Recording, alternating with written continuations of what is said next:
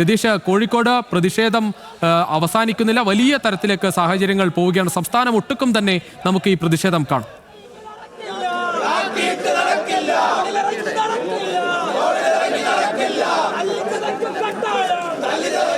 Police ഇത്തരത്തിൽ വലിയ തരത്തിൽ പ്രകോപനപരമായ ഒരു സമരത്തിലേക്കും സംഘർഷത്തിലേക്കും ഒക്കെ നയിക്കുന്ന സാഹചര്യം ഉണ്ടായതെന്നാണ് മനസ്സിലാക്കുന്നത്. കാരണം ഒരു ക്യാമ്പസിലുണ്ടാവുന്ന വിജയം, അതിൻ്റെ വിജയാഹ്ലാദം സ്വാഭാവികമായും സംഘർഷത്തിൻ്റെ സാധ്യതയിൽ പോലീസ് ആദ്യഘട്ടത്തിൽ അത് തടയുന്നു.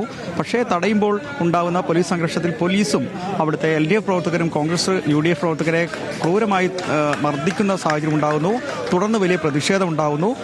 അതിനെ തുടർന്നാണ് ഇന്ന് രാവിലെ പേരാമ്പ്രയിൽ പ്രാദേശിക ഹർത്താൽ പ്രതിഷേധവുമായി ബന്ധപ്പെട്ട UDF സംഘടിപ്പിക്കുന്നത്. തുടർന്ന് വൈകിട്ട് ഒരു വലിയ പ്രതിഷേധമാണ് സംസ്ഥാനമാകെ തന്നെ കാണുന്നത്.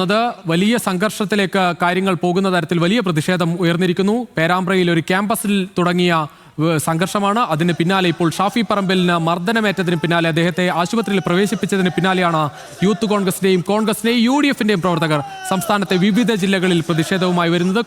കോഴിക്കോടും ഇപ്പോൾ പ്രതിഷേധം തുടരുകയാണ്. ആലപ്പുഴയിലും തിരുവനന്തപുരത്തും എറണാകുളത്തുമെല്ലാം എല്ലാ ജില്ലകളിലുമായി വലിയ തരത്തിൽ പ്രതിഷേധം തുടരുകയാണ്. നാളെയും പ്രതിഷേധം തുടരും എന്ന് തന്നെയാണ്, ശക്തമായ പ്രതിഷേധവുമായി മുന്നോട്ട് പോകുമെന്നാണ് UDF പ്രവർത്തകരും കോൺഗ്രസ് നേതാക്കളും അറിയിക്കുന്നത്.